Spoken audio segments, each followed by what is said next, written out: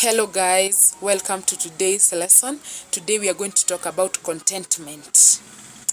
The Bible says that godliness with contentment is the greatest gain. But it is unfortunate that most times we mistake contentment with complacency. When we are complacent, we are satisfied with our abilities and in our situations to a point that we don't see a point of trying any harder. That is not what God meant when he said godliness with contentment. Contentment is not settling for less. Contentment is not laziness. It is not absence of ambitions, and it is not giving up on your dreams. It is not settling. It is not being in a comfort zone. Rather, contentment is peace while you are becoming more. Contentment is the ability to say, I am grateful for what I have, even as I work to have what I want. Are we together up to there? So those of you who have given up on your dreams, and then you say you are just I'm contented with my certificate. I'm just contented with, even the Bible says that we should be contented. So I didn't see the need of doing a diploma. I didn't see a need of doing degree, because even the Bible, no, God did not say that's not what God meant. God meant you should be grateful. I'm grateful I have this certificate, but I'm working hard towards becoming a better version of myself. But again, it is not easy to be contented. So let's see why it is not easy to be contented. Why is contentment hard? We all know you're not lazy. We all know you're working hard. Unajituma hadi Sunday.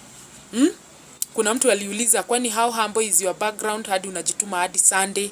Anyway, unajituma, lakini kwa nini hutosheki? Kwa nini hauko contented?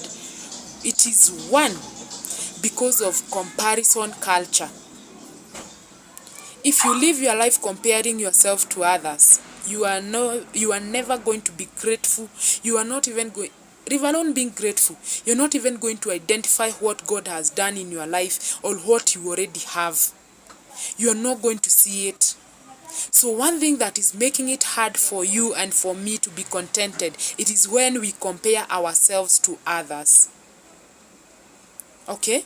The other thing, it is pressure to make it early. I don't know if I'm wrong on this, but Africans have this mentality of thinking that you can only make it when you're in your 20s and 30s.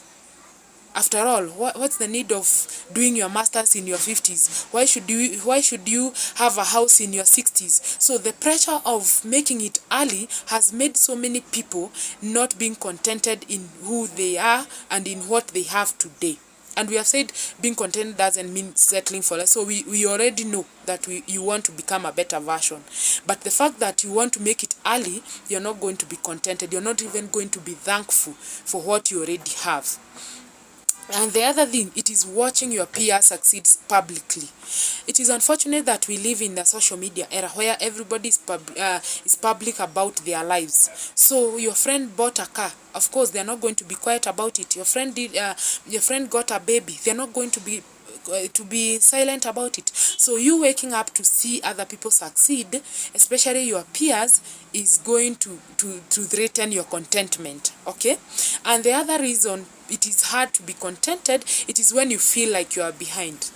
And this feeling comes when you compare yourself, because if you're not comparing yourself, then uko behind nani. So this comes as a result of you comparing yourself. Mulikuwa mnasoma na so and so, and then boom, they have a house already. Wako na ka structure wanajenga. Boom, mwingine anaongea za ndoa, wewe hata una mtu anakutake for granted. So here the feeling of you of feeling as though you are left behind is what is threatening your contentment.